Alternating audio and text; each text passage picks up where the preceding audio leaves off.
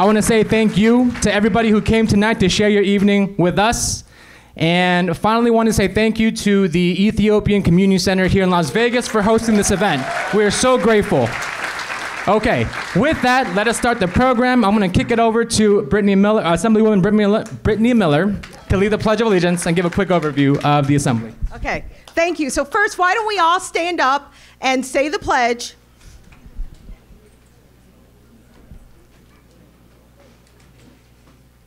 I pledge allegiance to the flag of the United States of America and to the republic for which it stands, one nation, under God, indivisible, with liberty and justice for all.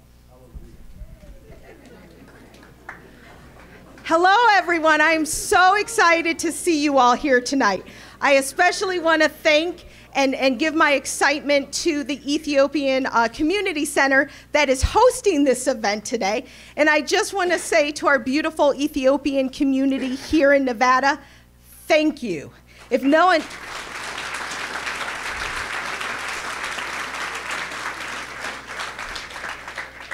If you haven't heard it yet from elected officials, I want to tell you thank you for being here, welcome for being here, and I'm so glad you're here enriching our community. We know Ethiopians are, 30,000 strong here in Nevada, and only getting stronger and richer, so I just want to welcome you. One thing I want to say is I want to remind all of us how important it is to be engaged and active in our political process.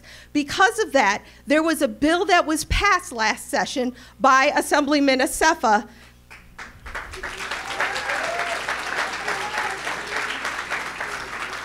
Assembly Bill 181 came from your activism, from your elevated voices about identifying an actual problem that was impacting your community directly.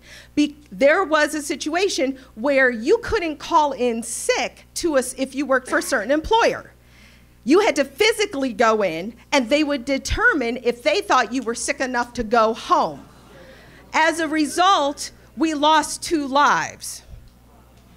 So, banding together, the community comes together, our assemblyman carries the bill. I'll tell you that day what I heard when there was a lobbyist that was saying he was going in to support it, and I said, you? Because he's always on the side of business and stuff. He said, I went through 400 of our members and asked, who's doing that? And there was only one industry doing that. That bill passed, so now it is illegal to require anyone to come in. It passed immediately upon passage. And now there's a up to $5,000 fine if somebody requires that in any industry. So thank you for coming out tonight. One of the beautiful things about our country is we get to engage with our leaders and talk to our leaders. And one of our national leaders, Senator Booker, is here tonight to share his vision and passion. I want to connect you to someone, Alan Chen, who is here. He is our regional. So for this region, Spring Valley, Summerlin, Southern Nevada, the West, all of this, he is our #1 contact person for the Booker campaign. So, Mr. Chen. Thank you. Thank you, Assemblywoman. All right. So yeah, my name is Alan Chen. I'm the person that's been texting all of you. And I want to say, first off, thank you so much for coming out. You're making me look a little bit good. So typically I would say why I'm working for Cory, why I'm supporting him, but I want to talk to you about the first time I actually got to hear Cory speak. So let me give you a little bit of background. Since as soon as I could walk, my parents were telling me that I wanted to be a doctor, all right? I would tell everybody that, that's me, I'm gonna go be a pediatrician, I'm gonna help out kids.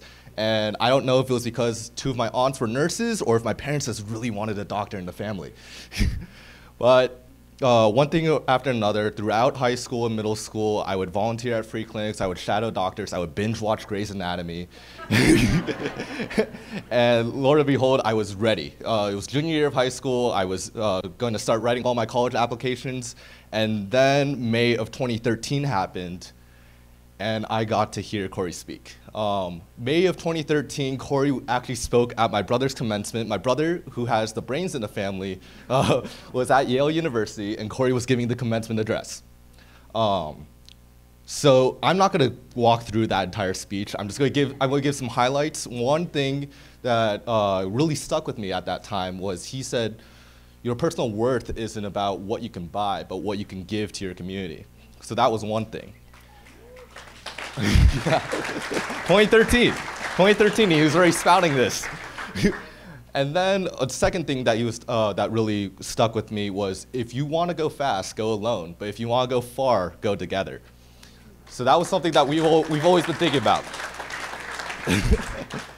So at the ripe age of 17, after hearing Cory Booker speak for 40 minutes, I had my first existential crisis. Yeah, my brother still doesn't forgive me for kind of ruining his graduation weekend, when I was just like, Mom, Dad, I'm not going to be a doctor anymore. It's all over. It's all over. I have no idea what I'm going to do with my life anymore. But he actually gave me a huge sense of direction, because I got to go back to my free clinic, and I no longer looked at my patients so much as, all right, what medical condition do you have? How can we give you the right treatment? I was like, okay, so the medical conditions you have is a symptom of our overall problem of our healthcare system, of our entire social welfare system. So I started looking at this and being like, okay, what is the root of these problems, and how do we address these?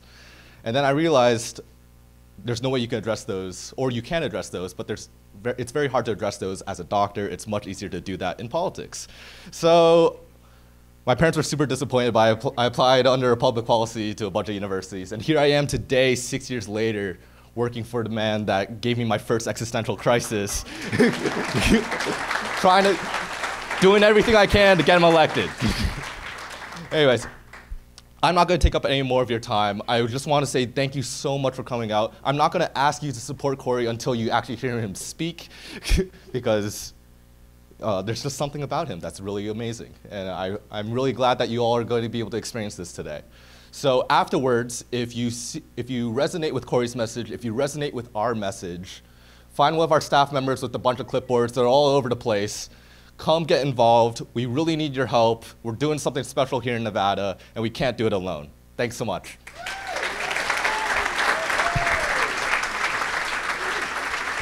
All right, and now I have the distinct pleasure of introducing our wonderful moderator, Assemblyman Alex Asefa. Thanks so much. Hello, everyone. How are you all doing? All right, I'm going to use this mic here. Can you hear me? Yes. All right.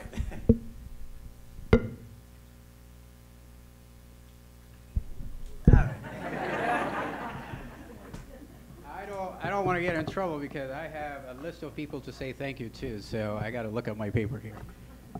How's everybody doing?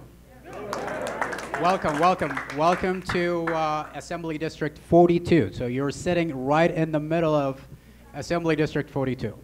It's a beautiful district, very diverse district. I may be biased, and I do have a few legislators among us here, the best district in the entire state.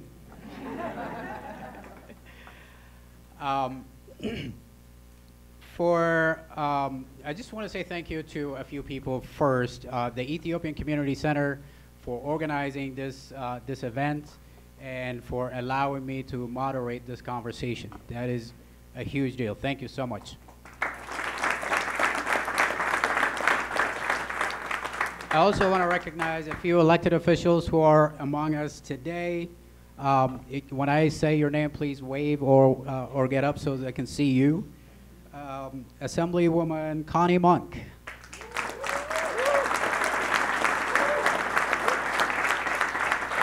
Assemblywoman Shea Backus. Assemblywoman Brittany Miller. You met her already. Assemblywoman Michelle Gorlow. And I know our congressional representative is not here tonight. She's out of town. She has sent her representative here. Where are you? I don't see you. Demi, there you go.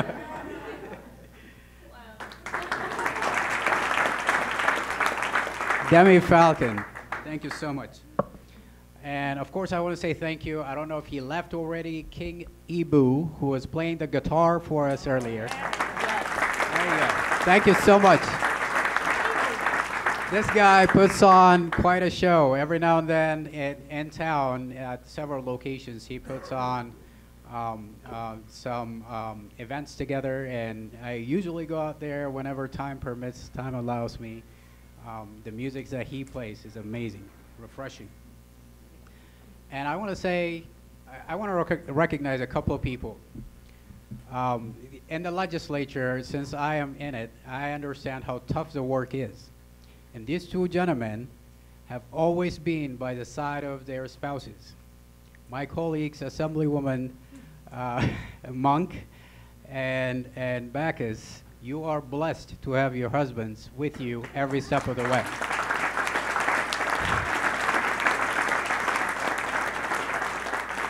If I may have Mark and Mr. Monk stand, please.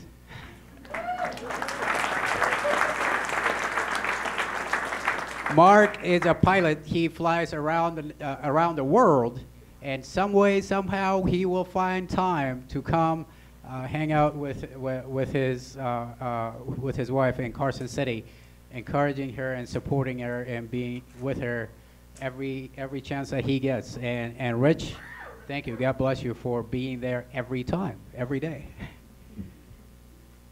And of course, I cannot forget to thank Senator Booker's campaign staff. Senator Booker, you do an amazing job hiring people.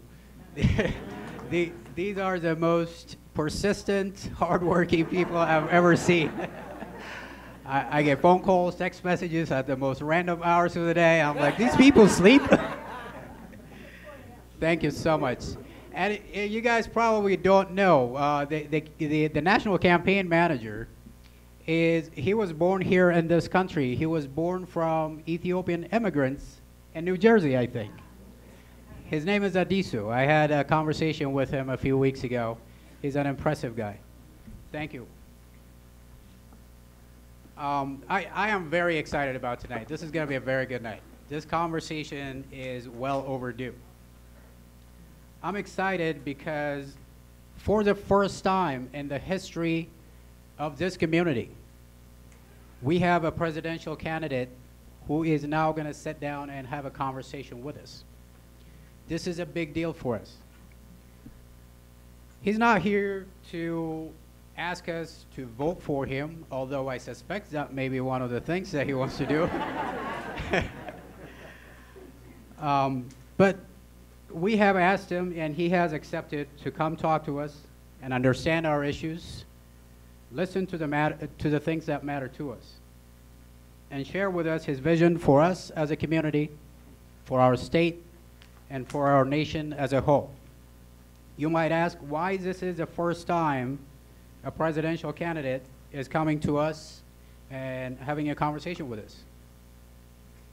For the answer, I want to rewind your memories to 2 years back and beyond. Many in this community felt unheard. Many people felt neglected by the people who should have heard us. We wrote letters. We got no responses. We sent emails, no replies. We made phone calls, got voicemails, and nobody responded to them. And then the 2016 election happened. That gave us the current president that we have. That was a turning point, not just for this community, for all of us as Democrats, for all Nevadans. It was the night before Christmas 2016 that I decided enough is enough and decided to run for office, make a difference myself to the extent that I can. We mobilized an entire community, registered massive numbers of people to vote, the vast majority of them for the first time, and ran a campaign, and we won an election. On the same year, that when this president from the White House insulted proud African immigrants like myself, our state elected the first African immigrant to public office.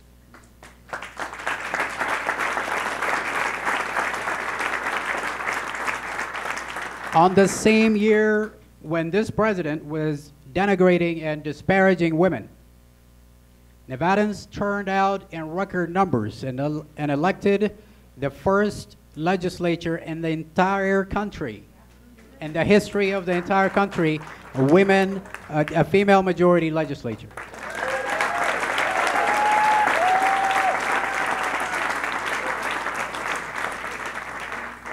This is exactly what my friends in the legislature and I did.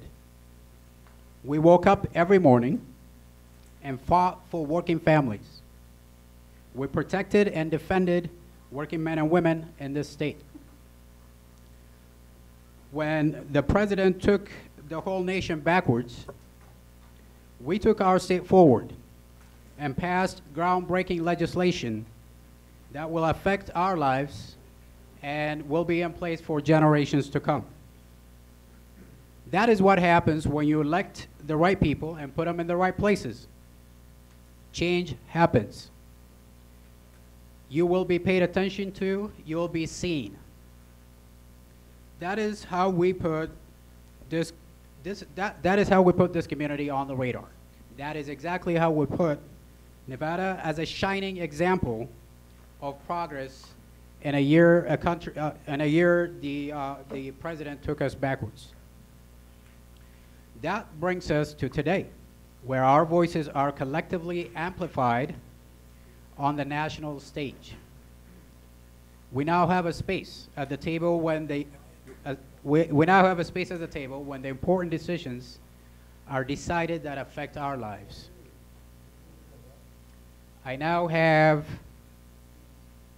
I am given the very difficult task of introducing someone who needs no introduction. If I go through his resume, we're going to be here for a long time. I am not going to do that. But let me tell you one thing. Among the many things that he did, among the most amazing things that he did, and I'm not talking about Superman here, I'm talking about Senator Booker.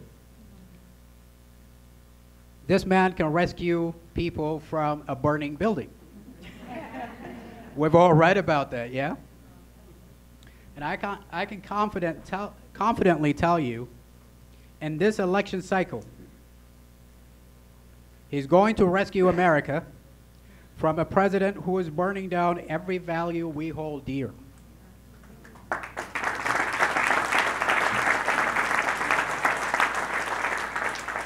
Ladies and gentlemen, please welcome my friend, U.S. Senator Cory Booker.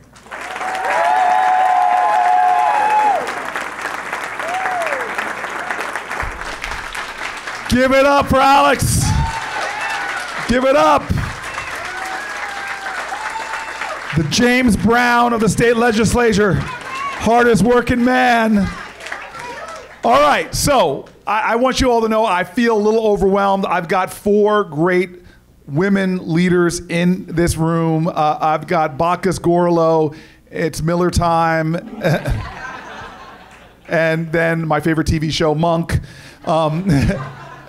It means a lot that the 4 of them, as busy as they are true public servants. They are true people that are committed to community, that they would take some time tonight to be with me. I'm grateful for them. I'm grateful for the invitation to be here that came from my friend now, my brother, Alex. And, you know, look, I do have an Ethiopian American running my campaign, the first black man, I think, ever to run a major campaign for presidency. And it wasn't a conversation. It's like, Alex has said he wants you there, and we're like, we're going to be there. And I'm sorry it's taken us so long, but this community, to me, at a time that immigrant communities are under assault, the time that immigrant communities are being demonized and vilified, it's important that we stand together and assert and affirm our common values, our common virtues, our common cause, and it's very good to be here with you tonight. I I have my staff laid down the gauntlet because we want to have more of a conversation tonight and less of my speechifying.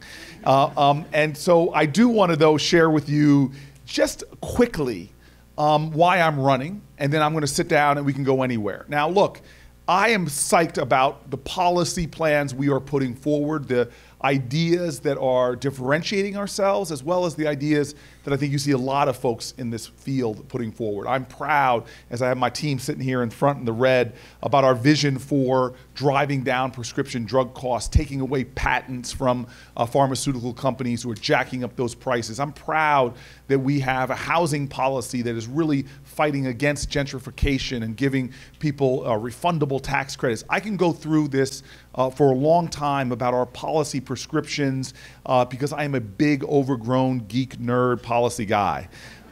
But that's not why I'm running simply. I'm running more because I am concerned about the heart and the soul and the guts of who we are as a people. I really think that this campaign is actually not going to turn on the differentiation amongst Democrats on a lot of these policy issues. And especially when I watch us sort of try to beat each other up or take each other down, I don't think that that's what this is going to be about. I think this is actually going to be about the leader from our party that can best unite people, that can best ignite people, that can best get a movement going to reclaim the virtues in our nation that, as the Assemblyman said, are being undergoing moral vandalism right now. I'm running because I believe that right now in this country, many people are starting to feel that the forces tearing us apart are stronger than the forces that are holding us together. I believe that we as a Democratic Party have to understand in this moral moment, this is not about what we're against. We must talk more passionately about what we're for and who we're for. I believe this election is not a referendum on one guy in one office. This election is a referendum on who we are and who we must be to each other. And even in this partisan, divisive moment, this moral moment, I hope you understand that I believe that the Democratic Party can't be defined on some purpose of defeating Republicans. This is a moment that we're being called to unite Americans again. And so I want to just tell you about one individual in my life, and then I'm going to sit down with James Brown and have a conversation that goes anywhere you all want to go, any policy issue. But I was a guy that grew up in northern New Jersey, and folks fought for my family's housing rights. We were denied housing because of the color of our skin, and amazing folks, most of the white folks, put this sting operation. I call it a conspiracy of love, and I use that word on the campaign trail all the time, but I want to define it to you. Patriotism is love of country. You cannot love your country unless you love your fellow countrymen and women.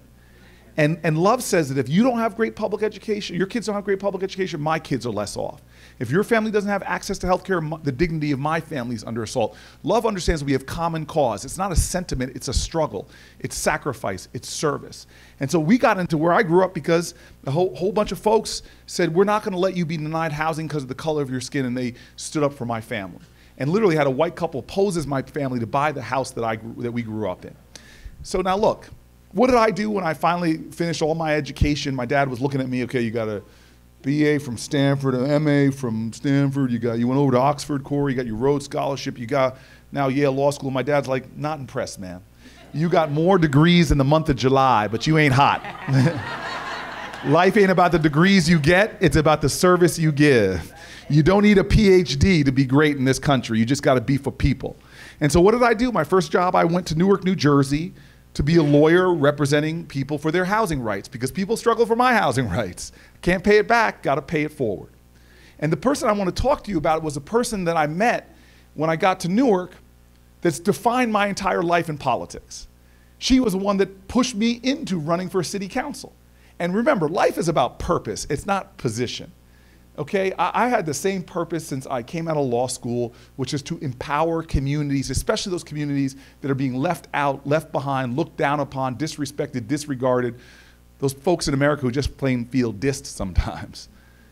And so I come to this community, I have to confess, I had the swagger of a Yale Law School with a little bit too much, as my father would say, my britches were a little too big. And I find the Senate president, this woman, Miss Virginia Jones, and I knew I had to work with her, and this community had intimidated because I moved in But even as I was moving my stuff into my apartment, I came back and my stuff was stolen from the car.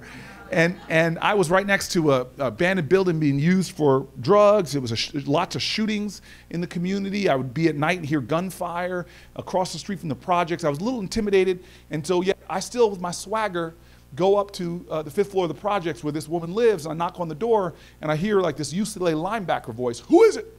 And I go, "It's Cory Booker, ma'am. I'm here to help." And she opens the door and gives me the most cynical look like, "Boy, you need some help, obviously." And so we talked for a little while, but she brought me down to Martin Luther King Boulevard, and she said to me, "Okay, you want to help me? What do you see around you?" And I'm like, "What do you mean?" She goes, "Describe my neighborhood." I go, "Okay, well, I see a crack house. I see I just described the neighborhood like I described it to you." And the more I talked, the more upset she looked. And finally, she's like, "You can't help me," and she walks away. And I'm confused, so I run after her, and I'm like, "What are you talking about?" And she's like, "Boy, you need to understand something. The world you see outside of you is a reflection of what you have inside of you.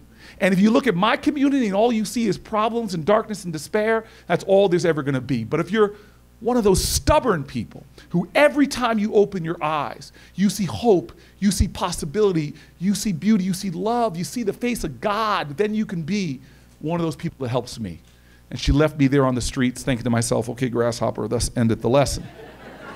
I mean, I got my BA from Stanford, but I got my PhD on the streets of Newark, and it was from professors like her, who taught me that the power in this country is with the people, and that you've got to start organizing right now, because that's where the strength is. She taught me that vision is critical. In my faith, we say without vision, the people will. Some people know what I'm talking about. And so she said, you've got to have a greater vision. We are this country that used to have spectacular vision. We looked at the moon and said it was a destination. We looked at poverty and said, we're going to get rid of poverty. We said we're going to create the best educational program on the planet Earth, and we accomplished a lot of those things.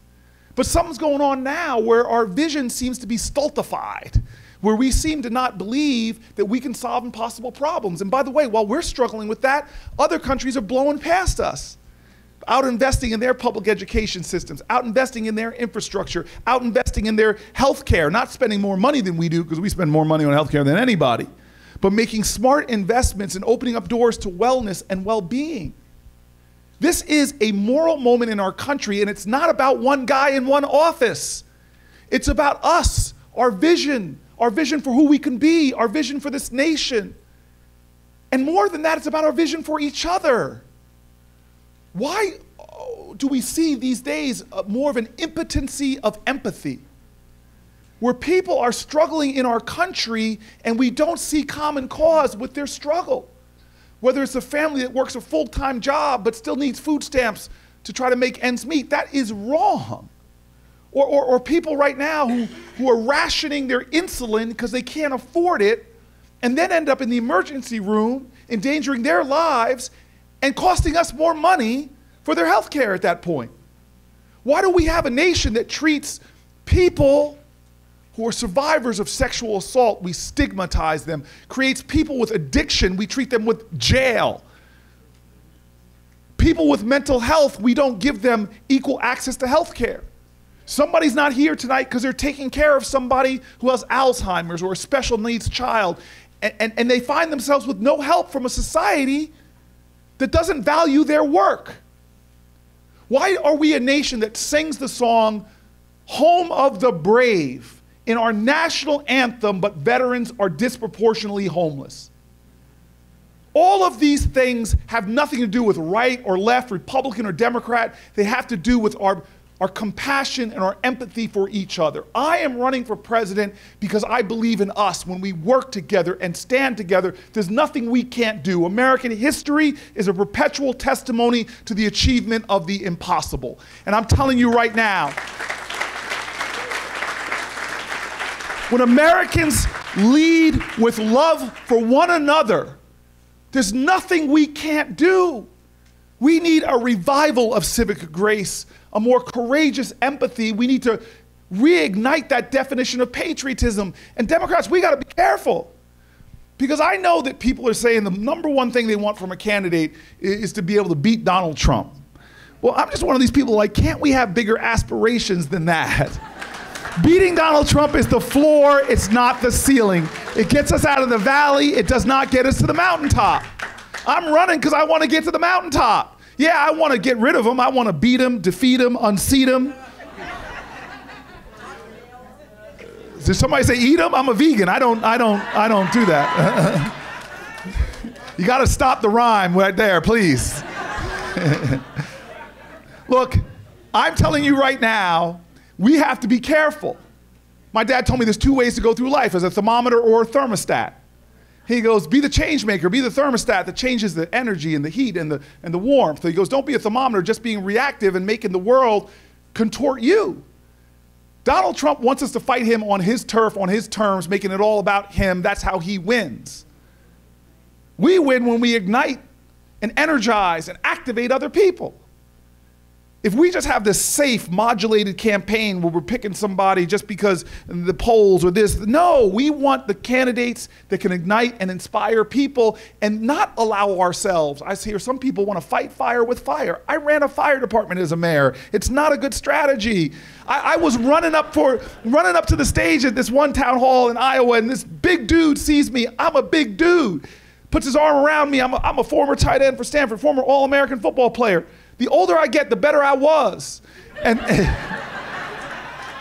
this guy puts his arm around me and says, dude, I want you to punch Donald Trump in the face. And I look at him and I go, dude, that's a felony. We beat bigots before and demagogues and fearmongers, from McCarthyism to the Know Nothing Party, which was an anti-immigrant party back then that was against Irish and German immigrants using the same language as this president. How did we beat them? Not by fighting them on their turf and their terms. We didn't beat Bull Connor in Birmingham by bringing bigger dogs and bigger fire hoses. We beat him by igniting the moral imagination of a nation, by calling to the consciousness of a country, by reminding people what King said. What we have to repent for in this day and age is not the vitriolic words and violent actions of the bad people, but the appalling silence and inaction of the good people. And so I want to end with the last story about Miss Virginia Jones, my professor. You know, you go to my community now, we have a new supermarket in the food desert, new schools that are outperforming the suburbs. We have parks and so many things going on, and they're happening not because of me being mayor, they're happening because she saw them then. That's why we're seeing them now. Now, she was a woman that saw the wretchedness and pain of our society. Her son was murdered in the lobby of the building I would eventually move into in the 80s. I asked her why she never left, and she looked at me and she said, why did I never leave? I go, yes, Miss Jones. Why am I still here? Yes, Miss Jones. Well, Cory, because I'm in charge of Homeland Security. She taught me that when crisis happens, you don't abandon your virtues and your values, you double down on them. In 2004, I had lost the mayor's election in 2002. And if you're gonna have a spectacular failure, have a documentary team there to capture it, because it made for an Oscar-nominated movie. You could watch it on TV today. I'm not joking. Go to Netflix tonight. The movie's called Street Fight. And it got nominated for an Oscar. Then, of course, very ignominiously, it lost in the Oscars to a movie called March of the Dagnab Penguins. They're not cute, people. Well, yeah, they are. Okay. So I lose this spectacular mayoral election, going up against the machine. We eventually won. I know how to take down machines, take down bullies, take down demagogues. But 2 years before the next election, I'm walking through the neighborhood with my dad, and shootings ring out. Now, it's common across this country. 100 people are dying every day to gunfire. And I don't know what the level of our compassion and our empathy is. When generations passed, when people died, when children were killed, in a bombing in Birmingham, we reacted. When women were throwing themselves out windows at the Shirtwaist Factory fire, we reacted, we changed laws. But where have we come now? Where's our vision? Where's our activism? They die in a concert here in Vegas, in a nightclub in Orlando. We do nothing. They die in a church in South Carolina, in a synagogue. In Pittsburgh, we do nothing. They shoot our children hiding under desks, and what we say to them is, we can't change laws, we can't protect you. So this fall, we're sending you to school to teach you how to hide. Reading, writing, and arithmetic, and you're going to do lessons about how to shelter in place. And the leading people murdered in this country, young black men, and I'm walking in my neighborhood and another boy is shot, a teenager, and I hear the gunfire and turn around and I run up the hill, and off-duty cop comes right up behind me, and there he is, bullet holes in his chest. I did everything I could to stop him from bleeding. Blood was coming everywhere, foamy blood pouring from his mouth. I'm yelling to call the ambulance. I'm screaming at his name. Wazin was his name, putting my hand in his mouth, trying to clear an air passageway. By the time the paramedics came up and shoved me out of the way, ripped open his shirt, I saw the bullet holes in his chest. And I knew that God had taken him.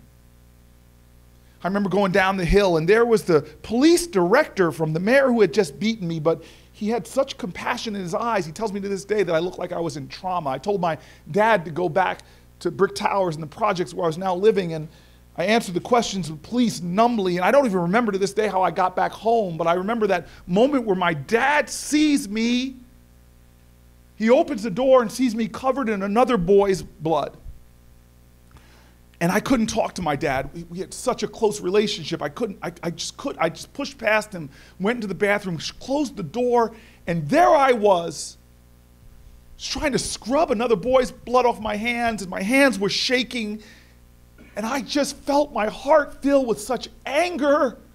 The first time I just felt rage at my country, that we stand up and we pledge allegiance to a flag. We swear an oath that we will be a nation of liberty and justice for all.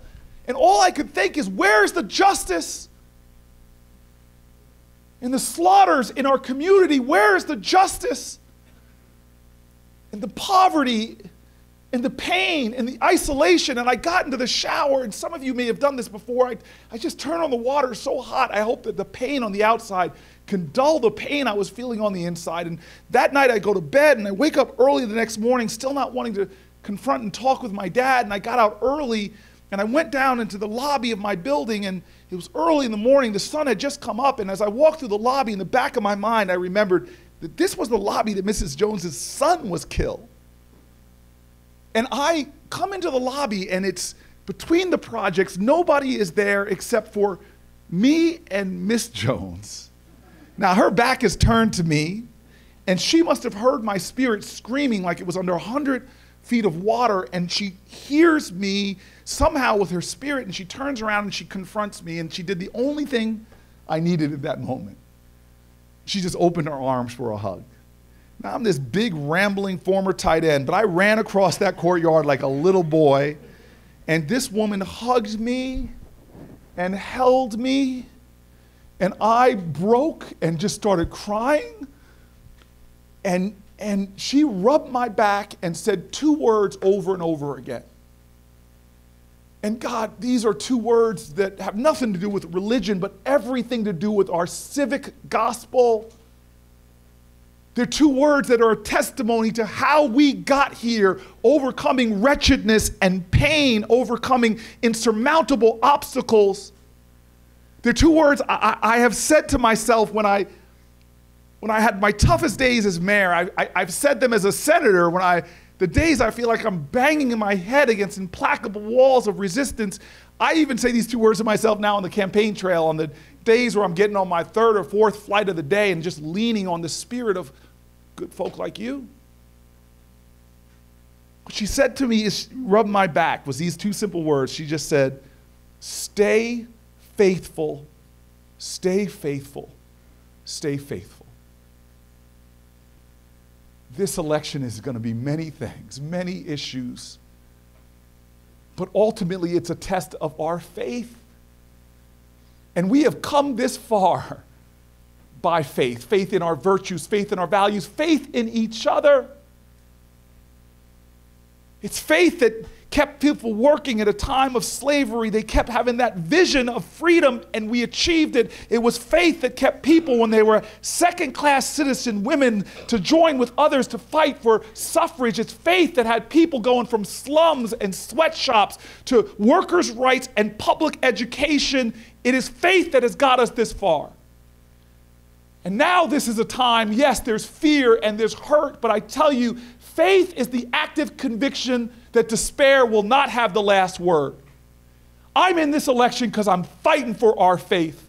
I'm fighting for our values. I'm fighting for our virtues. I believe that patriotism demands that we love one another, not with words or with sentiment, but with actions and deeds. And like one of my professors once said, what does love look like in public?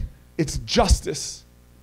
I hope that you will join me on this fight and awaken the urgency in our fellow Americans and reignite that grace and that empathy that we need, that we're not each other's enemies, that we need to put more indivisible into this one nation under God. And if more of us can get off the sidelines, we're not going to just win one election and get one guy out of office. We will be able to take this nation to a higher place. We will be able to make it to the mountaintop. We will be able to, as much as he tries to tear us down, I promise you, we as Americans, we will rise. Thank you.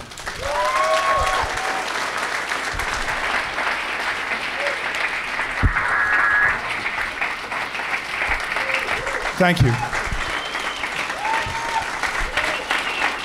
Thank you very much.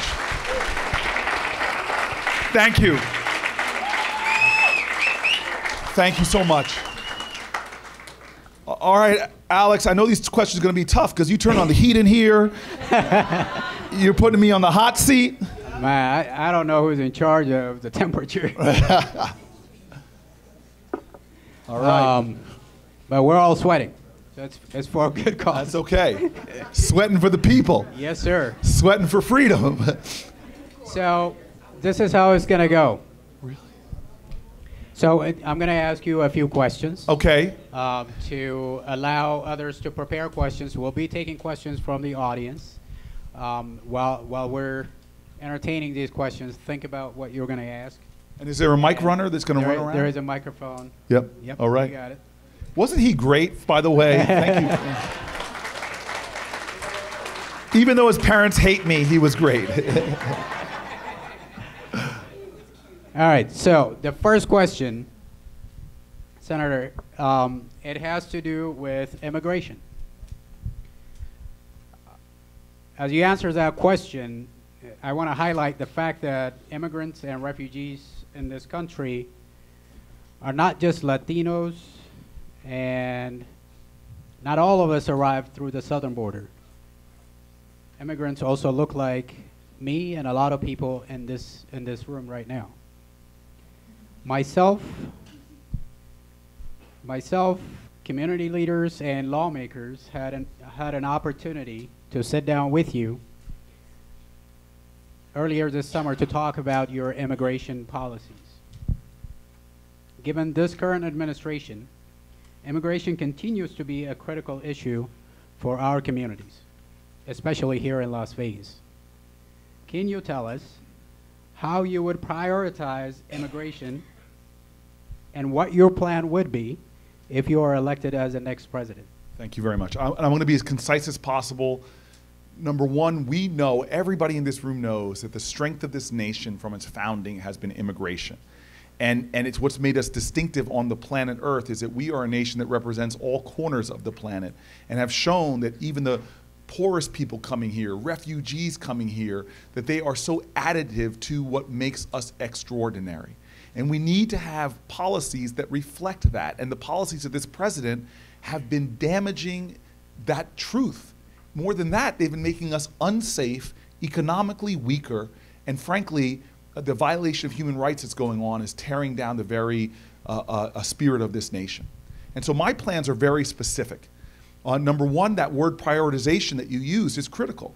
We need to prioritize our immigration resources not on law-abiding citizens, not on people that have family members that are American citizens, not on folks who are here on temporary protective status or dreamers or others. We need to prioritize our resources on those folks who are a threat to our safety and our security, and give pathways to citizenship for all the folks that are already here.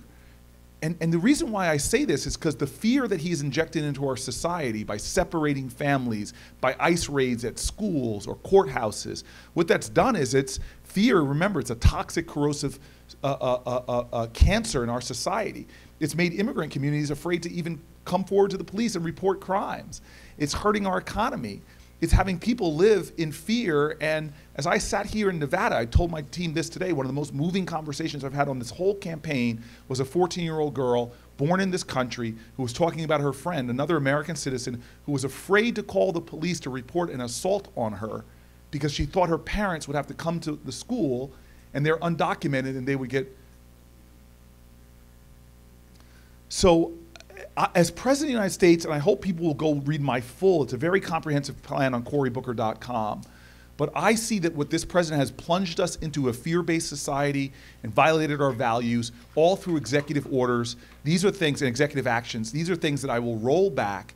I will resecure dreamers and temporary protected status folks, and I will push forward for comprehensive immigration reform that does keep us safe at our border, but more importantly understands that we need to invest ourselves in opening up and being a nation that recognizes, celebrates, and embraces its immigrant population again.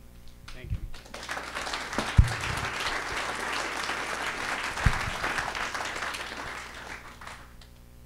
My second question is, I am aware, I'm pretty sure that you're aware of the recent and very disturbing news of the arrest of a white supremacist who was planning attacks targeting local synagogues and LGBTQ bars right here in Las Vegas.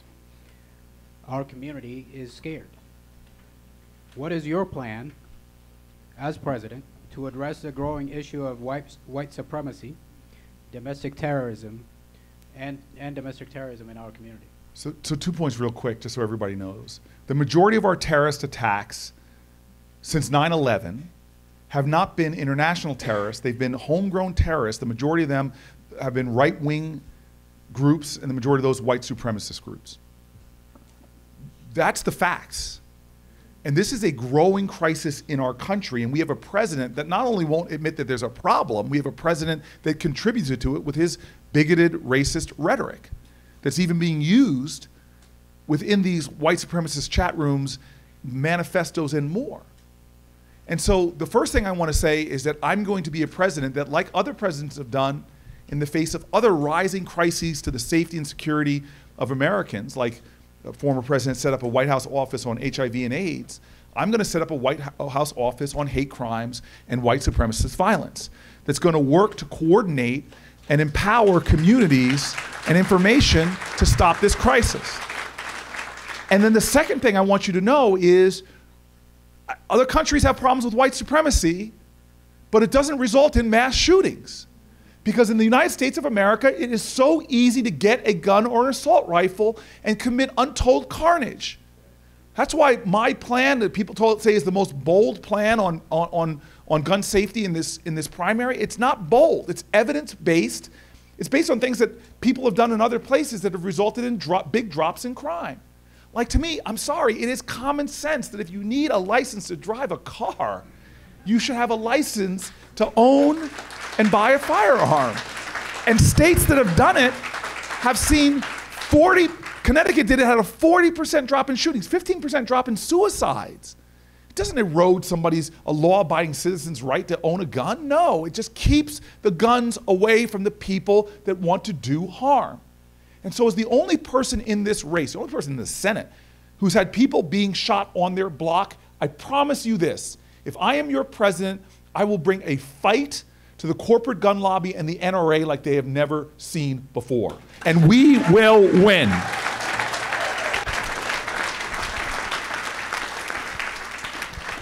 Since we're on the topic, and you kind of touched on it as well, but I want to talk about your plan when it comes to gun violence. Las Vegas, unfortunately, is home to one of the worst mass shootings in American history. Do you have a plan to address gun violence? And what makes your plan different from other candidates? And how will that make our community a safer place to live? Well, I'm very happy. The great thing about running for president is you can shape the national conversation. And so when I came up with my plan, there were people in this campaign that were criticizing my plan for going too far. And I'm very happy to announce now that at least 3 candidates now have come out with their plan that includes gun licensing like mine does. And so we're moving the conversation in this country because this whole dialogue has been shaped, and this debate has been shaped by the corporate gun lobby and the NRA telling us what common sense is. But what they're saying is common sense is not common at all, and it definitely doesn't make any sense. And so my plan is comprehensive, has almost 20 points to it, and it's things that are not only banning assault rifles and high-capacity magazines and licensing, but there's other things that people don't know that's common sense often too. Like many cities have clearance rates for murders that are appallingly low. When I became mayor, it was one of the best places in my city. You shoot somebody, you can most likely get away with it because we were not capturing the majority of people that were murders. And so it has really detailed parts like micro stamping on cartridges so you can trace where those guns are coming from, where those bullets left at, the cartridges left at crime scenes. But then it has things that have nothing to do with guns and law enforcement at all. Because a lot of folks are here, and I know the incredible women who are here that are your state legislators understand that a lot of the violence, first of all, it patterns like it's almost a public health problem. And if we look at it through that lens, you actually see new strategies emerging. That when you invest in communities that have high violent crime, there's actually evidence-based strategies, things that we know that dramatically lower crime. Oakland, for example, is a city that started investing in community empowerment strategies that lowered crime. We should be doing that as well. And then we should do a lot more for victims in communities, because folks don't understand. You can survive a gun violence, but your average income drops into 6 figures. It has that kind of impact on your health care and your well-being. I give you the example of, there was a shooting in front of an IHOP in my city, and we lost horrible life. We had people wounded, but the whole community was shattered. The business ended up having to cut the midnight shift, no longer 24 hours, which affected the jobs of people who desperately need them, and it had a multiplier effect. We've got to start making sure we're investing in communities, because when you rip the fabric of a community, when you have deep wounds like that, they fester and can often manifest in more violence. And so my plan comes from a closeness to these issues, again, that very few people in the United States Senate have, that have been dealing with them as a mayor, as a city council person, in the community I live, and I've learned a lot, and that's what my plan, that's the comprehensive nature of my plan, and I hope folks will go to corybooker.com and learn more, and God willing, support my efforts. Thank you, Senator. All right, we will now take some questions from the audience. Anybody that is... Got some hands shot up back there. A lot of like a lot of them. And I'm going to try to go speed roundish. So if you guys keep the questions short, I will try to keep the answers short as well. Okay, so there's a lot of pressure on you to choose people. We're going to go middle first. Middle first. You're just trying to always go down the middle. You know, you're afraid of those. The wing. You're a very moderate man, I have to say. Trying to be diplomatic here. Yes, yes. All right. Thank you. Thank you, sir. Yes, go ahead. I can hear you if the mic hasn't activated yet. Perfect. This is regarding, I think you touched base a while ago about gun. You know, I'm a father. Every day, whenever I kiss my daughter and send her to school, I'm wondering, is that going to be the last kiss I'm going to give? I'm worried so much. Here is my thought. I think all politicians try to solve 21st century issues with an 18th century document. Therefore, how far can you go even to amend the Constitution? Because this is crazy. Unless we do something really beyond, you know, our comfort zone. Sir, and sir, so I'm going to be very clear with you. That is one of the most chilling things I hear in just about every town hall I go to, is a parent or kids now are standing up and talking about the fear that they have. We are surrendering our liberty in this country because of what the corporate gun lobby and the NRA are allowing to continue to happen. We're surrendering our liberty, and that's no good to me. I believe our constitutional founding documents entitled us to be free from fear, free from violence. And that's the way I interpret those words. And so when we know there are things that the evidence shows that we do that will lower violence, then we must embrace those. And I'm going to be tough. Look, I know Gavin Newsom. I know both the governors of Nevada and California very well. And when Gavin Newsom, after the Gilroy mass shooting at the Gilroy Garlic Festival, said passionately that it makes no sense for California to have gun laws if people can just leave our state and go to Nevada and buy guns and then come back in. You're only safe in a state as the closest state around use their weakest gun law. I see that in Newark. New Jersey has strong gun laws, but there's so many weapons trafficked in from other states. This can't be a patchwork approach. It must be a national, federal law and system of gun safety, and I'm going to bring that about because I never want to hear the kind of fear. Where do you want to go now? All right. We're going to go the lady at the very end over here. Okay, yes. Start asking me the question. Don't worry about the sprinter here. He'll get to you eventually. Just start asking the question.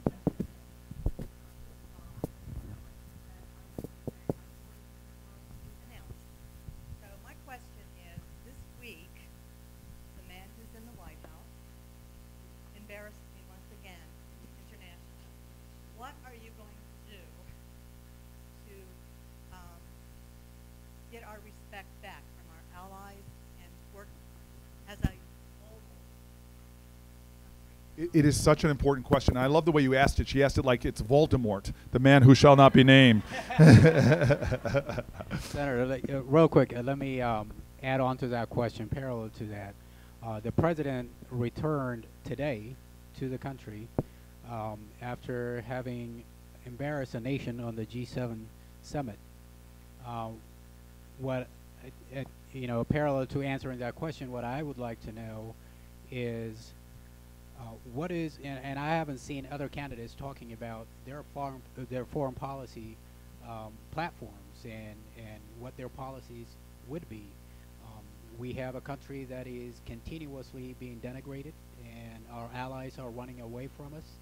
What is your vision and your policy? So I'm on the Senate Foreign Relations Committee, and to both of your points, when I sit with ambassadors or other peer leaders or even leaders of entire countries, they have a look in their eye either of disbelief or fear because we are the essential country on the planet Earth to deal with everything from climate change all the way to international terrorism. They know that America, without us, there's no leadership.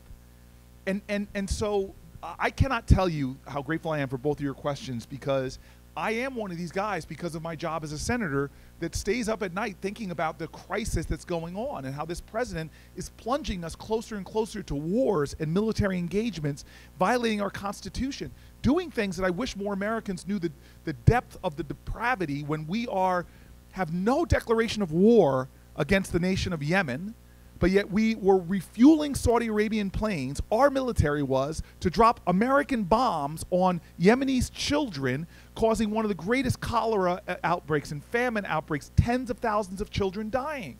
This is a president that is violating our Constitution. And you've seen Republicans and Democrats. I join with Republicans in denouncing these practices. So I want to just give a general, because you asked me a general question, I want to give you one general principle pillar of my foreign policy as your president. This president says America first. What he really means is America alone, America isolated. Pulling out of the Paris Climate Accords, isolating us. Having better relationships with dictators like Putin and Duterte than he has with Macron or May or Merkel. And what's the problem here is that in isolated America, we may be the strongest nation on the planet Earth, but our strength is multiplied and magnified when we stand with our allies. And every issue, think about it through that lens. We must have a president that has strong alliances, strong relationships to deal with issues. And so whether it's the tumbling towards war in Iran, no way. Whether it's the not joining the Paris Climate Accords, we're gonna rejoin those accords. But I want to give you a better last example. Trade. Let me tell you right now, going up against China was like Stanford going up against one of our rivals. And it's like me going down to USC and telling my whole team, you guys stay on the sidelines, I'm going to run the offense alone against the Trojans. because this is what he's done on trade. Instead of joining together with the EU, with our North American allies, he's actually said, not only am I going to be picking a fight with China, and they're doing bad things, but my strategy is to isolate us because we're going to pick a fight with all of our foreign allies as well. He used a national security waiver to get around Congress, national security waiver to put tariffs on Canada. They are not a national security threat. To be honest with you, I find Trudeau very menacing with that beautiful hair. Very menacing to me. But this is the absurdity of his foreign policy. I will be a president that stands strong for our values, does not violate them in places like Yemen or places like Iran or places like the West Bank. I will be a president that makes sure we stand up for our values, stand up for the virtues of this country, and join with democratic allies around the planet to make sure we are solving planetary crises. Thank you. Thank you. Before we take the last two questions, I want to make Wow, we last two? That hurts. There's a sea of questions out there. Can we go three? I know. I mean, how about if we do speed round? 4 questions. I will be quick if you be quick. 4 questions. You got it. Let me make one announcement before we do that, though. Not this upcoming Saturday, but a week from this Saturday, on the 7th of September, right here at this place, between 2 p.m. and 4 p.m., the Nevada black elected officials, a bunch of assemblymen and women, and a couple of senators will be here answering your questions and telling you the things that we have been doing in the legislature this past legislative session. So I'd like to see you guys here so we can address your questions that have to do with local government and with our state government. Thank you. Okay, and the lady in the back with... Okay, you're going to pick 2 and I'm going to pick 2. Real quick, because I want to go right here and right here, okay? And then you pick the last question. All right. Okay, go ahead. All right. Go ahead.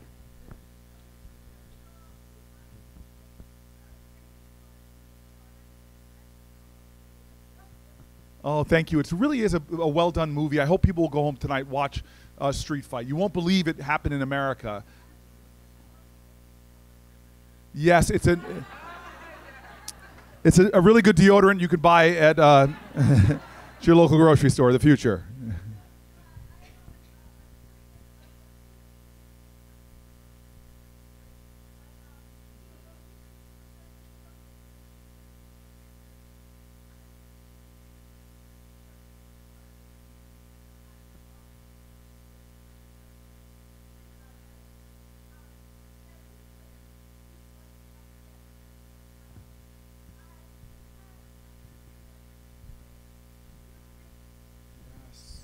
Yes. Okay, can I? Okay. And he will not divorce you for that. That's amazing. I'm actually going to, because I think that her question might be a parallel to that question. Am I right? Yeah, so I'm going to let her ask the question too, and I'll answer both at the same time. Yes, Senator. We have so many people who cannot afford their prescriptions. They don't take them, or they have to cut them in half, or whatever. What is your plan to reduce the cost of prescriptions for people? All right. I want to thank both of the women for the questions you all asked and let you know that this is one of the greatest pain points in America because Americans pay more than any other of our peer countries for prescription drugs, over $1,000 out of pocket for the average American. Some, as you know, are paying thousands of dollars. One of my first campaign stops in New Hampshire, I had a woman drove a long way to see me, showed me her income, which was $28,000, and her prescription drug costs, which were over $10,000 for her prescription drugs. And it is insanity. And what we're doing is we are causing so many families to lose their lives. I'm not exaggerating that. People are dying as a result of this crisis. That we have a nation that says, if you can't afford your prescription drugs, so be it. But these are life-saving drugs, from asthma inhalers to insulin to a lot of other people who watch while a drug 1 year costs $100, then some other company buys it and jacks it up 700, 1,000%. And so this is it. This is what we're going to do under my presidency. First of all, there's going to be a carrot and a stick for pharmaceutical companies. And I'm sorry, the stick is going to be pretty hard. that if you raise your drug prices higher in this country than in others, insulin, 1/10 of the price in Canada. If you raise your drug prices higher in this country, we are going to take away your patent and allow generics to get in. Or, and by the way,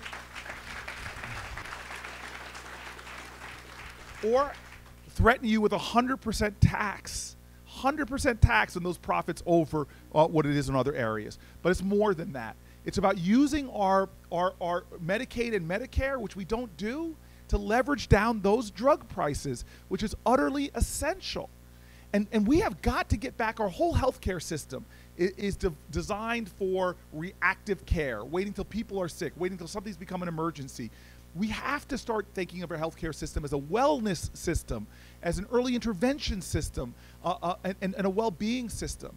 And so I want you to know that I feel driven on this because, again, living in a low-income community, I'm going to do things to tear down these prices, to hold people accountable. And it's in a state that's a pharma state. New Jersey's a big pharma state. And I'm going to tell you right now, they don't need to do this to make a fair profit. They don't, because in other countries, other companies live under those rules. We're going to make them happen. But I want to use this as a chance to pivot before we get to this question and just say, healthcare as a whole, we talk about it only through the lens of doctors, hospitals, and medicine. We need to start including in this two other subjects we don't talk enough about. Number one, we need to talk about our food systems that are just broken in this country, where people live in food deserts, where people don't have access to fresh and healthy foods, and the kind of things that we're subsidizing through our ag bills that make Twinkie products cheaper than apples, for crying out loud.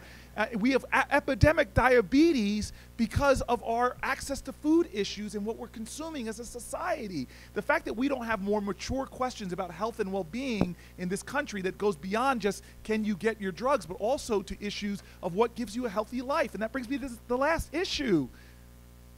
My kids right now are dealing with a lead crisis.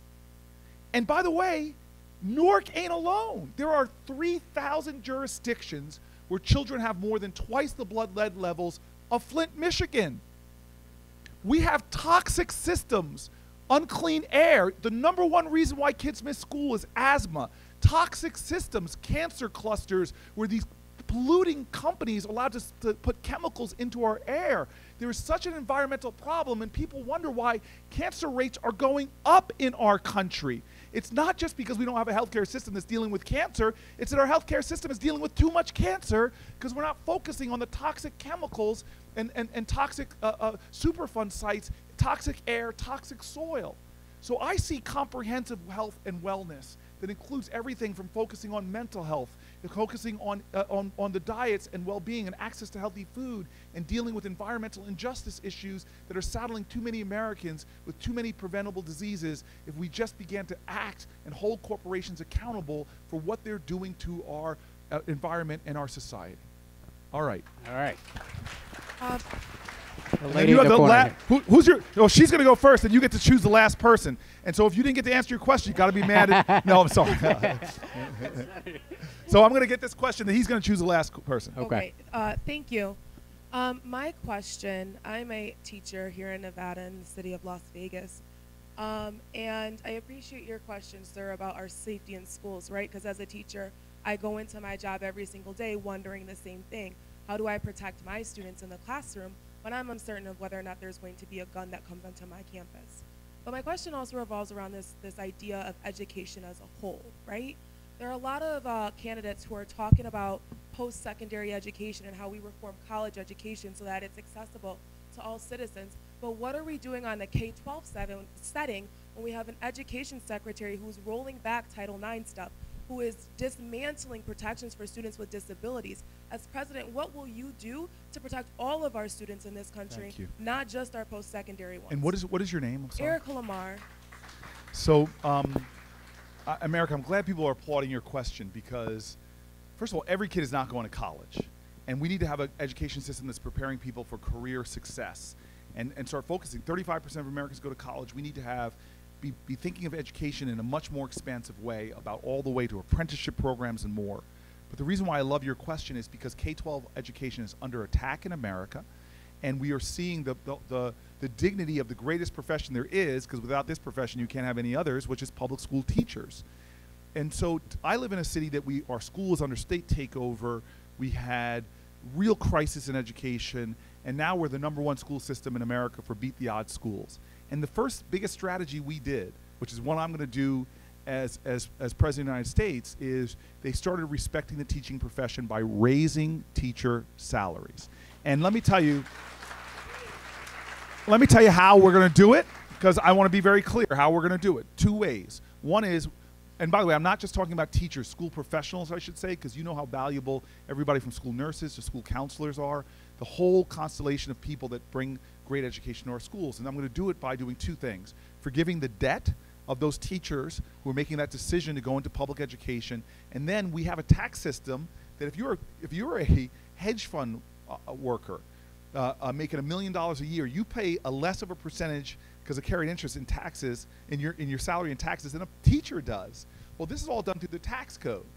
I can introduce a new tax code. I don't even need 60 votes in the Senate to do it, because we can do it through reconciliation, like how they passed this toxic Trump tax program, which I'm going to unwind. We could change the tax code to give people that are willing to dedicate their lives to public education pay less of a percentage of their income in taxes, thereby giving them an effective increase. The other thing we're going to do in public education is fully fund special education, which you know, especially in urban schools and low-income areas, rural schools, it's going to bring millions of more dollars into school systems to empower you all to have more resources to take care of all of our children and not try to rob Peter to pay Paul, art programs and the like. But the one thing that you said that led me to the end of this question is simply this. Again, we try to particularize our issues when they're really intimately interwoven. Why is assaults on gerrymandering and voting rights, why are these things important to these issues? Well, you know, look, the Koch brothers, for example, puts a lot of money into doing things to suppress votes because they know that they can control legislatures and affect the fossil fuel industry and the things that are going on with them. All of these issues are interwoven. And so one of the big issues that you are being asked to deal with every single day is the fact that we don't take care of our children when 85% of their brain is developing, from the 2nd or 3rd trimester until they get to kindergarten.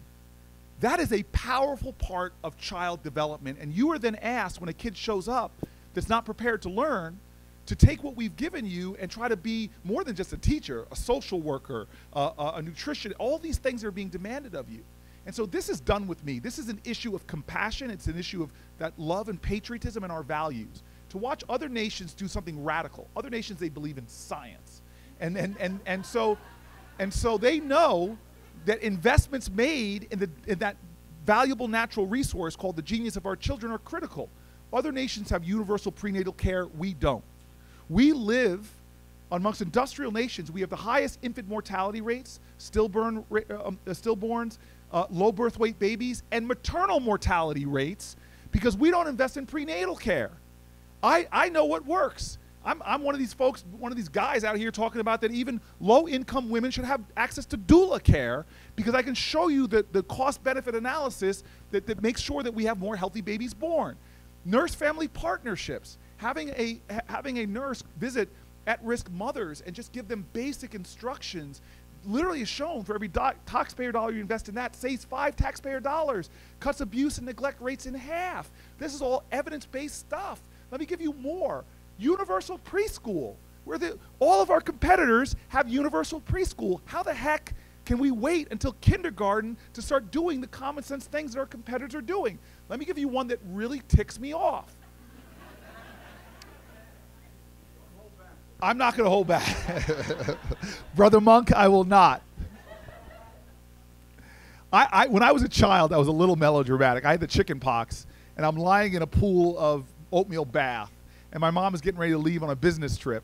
And I look at her, she's getting ready to walk out. I'm like, Mom, I was in the 7th grade. Mom, if you leave me, I will die. She put down her briefcase, called her work, stayed home with her son with the chicken pox. My mom is amazing. She's a Nevadan, and that's why if you all have complaints about me when I'm president, just call her. Let me compare that to Natasha Laurel, to Natasha, you've met her, to Natasha Laurel. Natasha Laurel, one of my friends, works at an IHOP across the street from our hospital. 3 boys, single mom. Her son has asthma, which is life-threatening. He's in the emergency room. And young black boys die at 10 times the rate of asthma complications in young white boys. This kid is in the hospital room, afraid, and now she has to go through what millions of women have to go through every year, which is, do I stay at work to get a paycheck I need to feed my kids and keep a roof over their heads, or do I be there for them when they literally have their life on the line with an illness? We're the only industrial country that doesn't have paid family leave. Afghanistan and the Congo have paid family leave and we don't. So this idea that we are not stepping up for children, and then when they get to school with you, we expect you to be everything to do, and to reach in your own pocket when you're still trying to pay your own loans off, to pay for things that you see they need because you love those children, that is ridiculous what we're doing. When investments made in that great natural resource, the genius of our children, the more we invest, the more they will do things that will astonish us, that will go beyond our expectations, that will change this world. And you should not have to fight this battle alone. If I am your president, I'm going to stand with you. And by the way, one of the things I'm going to do is get rid of Betsy DeVos and put a real educator in there. All right. All right. A lot of pressure on you, man. Last question. I'm going to take the last I know my question. politics. I'm not choosing between people. All right. I'm gonna take the last question from here up front. The lady here with the short hair. Up. Yes. Go ahead. With the beautiful necklace. And then I'll take the last word myself. Yeah. I guess it worked. So, I'm an immigrant. May I ask from where? Zimbabwe. Oh my gosh. Yes. So, talking about American leadership, at what point are you going to stop the dictators from looting and depositing the loot into the United States, Europe? Trace this money. We are creating a pipeline of refugees coming to the rest of the world, and no one is holding those dictators accountable for creating unsafe conditions that's making all of us come out. I'm grateful. I've done well for myself and my family, but I have family that's out there that can't get out, and we're spending and squandering the money here somewhere in our financial districts. What is your name? Aletta. Aletta. Yes. Aletta, do you know this gentleman to your right? Yes, I do. Yes. He's a product of mistreatment and misjudgment. Yes. Yeah, he's a refugee. From Sudan. So the money is here somewhere and in Europe. So Aletta, this is one of those questions that to me, I want you to know I feel very deeply, especially that you're from Zimbabwe. About 2 years ago, I flew to Zimbabwe when Mugabe was overthrown, and now you have, I guess the alligator is what they call him, Emerson Mnangagwa was taken over. And let me tell you, I'm flying in with a bipartisan delegation with Jeff Flake to try to put pressure on him to hold free and fair elections. And I know you're shaking your head just like I'm shaking my head, but please, I tried, I flew in there, and as I'm flying in, guess where Emerson Mnangagwa was flying in from? You may know. China. He's flying in from China. And what do the Chinese say to him? We don't care if you hold free and fair elections. We just want all the extractive wealth from your country. And you see this going on, a competition going on of people that are exploiting countries in colonialistic style, making wealthier and wealthier people, and that they are often exploiting the international banking to store their loot in different places. I am very aware of a lot of these issues. And I want to tell you, as the ranking Democrat for the Africa subcommittee, this is an issue that I have studied and focused on. And I want you to know, when I am President of the United States, I'm not going to be calling African countries like this president does with his derogatory terms for African countries.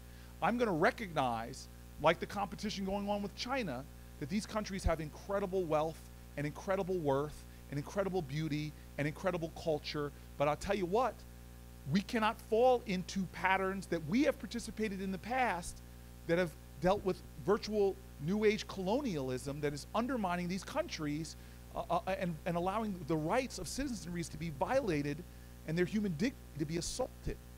We will have an Africa policy that you will be proud of. And how do I know? Because African immigrants are going to be at the table helping us shape that policy. And so, Alex, Assemblyman has the last word, but let me just make this last challenge to everybody here. Because you all are a caucus community, right? Yes, okay. Well, that means I might need something from y'all. And allow me to make one last pitch. Could my staff members raise their hands? We have one over here. Oh my gosh, look at you all with the clipboards back there. This is my team. If you agree with me on a lot of my policy issues, that's good, but I want more. If you agree with my heart and my spirit and the energy that we need, if you agree with that, please consider caucusing for me and talk to one of my team members on the way out. Please consider going to corybooker.com and signing up for alerts about our campaign, because of all the early primary states, this is the one that I like coming to the most because my mama lives here. And if you have the resources and the ability, give $1 to our campaign, because I do not take Pharma executive C-suite money. I do not take corporate PAC money. I do not take federal lobbyist money. We are powering this campaign on you, and I need your help. But this is the last thing. This is the last thing. Please, I know you're upset that we are way over time, and the vegan restaurant that I want to get takeout from might close. But this is the last plea I make. At the end of the day, it's not about me. This is not about individual ambition. It's about you. The most common way people give up their power is not realizing they have it in the first place. You all have more power to shape this election than you realize, period, no matter where you live in America. And as Nevadans, as the third contest in this race, you will shape the trajectory of this campaign. And so the last appeal I want to make to you all is simply this. Forget about individual. I hope you'll sign up with us. But the last request I have is leave here making a decision in your mind to do more than when you came here. Because I want to appeal to you to tell you that we are in a crisis. King was slain, Martin Luther King was slain at the Lorraine Motel in Memphis. And they wrote right there, I was shocked when I went there, I got chills when I read what they wrote there where King was slain, which was not a tribute to King, it was a challenge to us, the living. And they're words from Joseph's brothers. You know, from the Bible, the Quran, the Torah, Joseph's brothers grabbed Joseph with his coat of many colors and threw him in a pit to die. But he didn't die in that pit. He rose on up and led a nation through crisis. Well, we are in a pit right now. You've heard it from people tonight, from school teachers to people who have to scrape pennies together to try to figure out ways to get prescription drugs. You've heard it tonight, people sending their children to school with fear. We are in a pit right now. And so what's the final challenge? My final words I want to challenge you with come from what's written where King was slain, which is not a testimony to him, it is a challenge to us. And this is the words of Joseph's brothers written where King was slain. It says, "Behold, here cometh the dreamer. Let us slay him and see what becomes of the dream." What will become of our dream? The dream of America, the dream that our ancestors fought for and died for, the dream that used to be a beacon of light across this planet. What will become of our dream on our watch? Will it become diminished? Will it become diluted? Will it become divided against itself? Or will we take responsibility in this moral moment and stand up with courage and say, I too dream America. I will dream her anew. I will dream bold dreams and courageous dreams. I'll dream defiant dreams, and I'll back those dreams up with labor and sacrifice and struggle, because if we do that, I promise you, this American dream will not perish in the pit. We will rise. Thank you. Amen.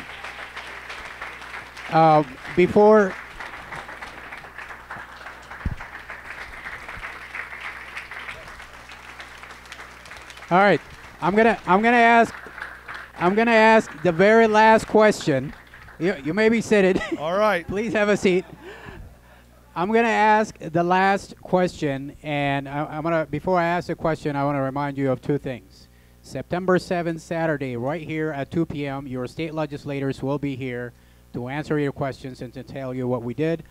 And right after he finishes answering my questions, or my question, my very last question, we'll be taking selfies. So Yes, stand we will around. stay for selfies. Must selfie. All right. All right, go ahead. We were talking about the American dream, how we can capture it. At this time, my generation is having difficulty capturing the American dream because we're buried under student loan debt. Yes. And I want to know what you would do as president to extricate us from this mountain of debt that we're under. Just quickly, and then we'll go to selfies. One is forgive debts for people that are in public assistance professions, from public defenders all the way to school teachers. Number two is shifting our whole country to debt-free college and making sure that we have pathways for people to be successful, not buried in the debt in the first place. Three is ideas which we didn't have a chance to go into that I have, like baby bonds that will give the lowest income Americans upwards of $50,000. And then four, for low income Americans, Americans that have been built by these private universities, we will do specific things to make sure that they have a pathway out of the crushing, crippling debt. Okay? All right. Selfie time. Selfie time.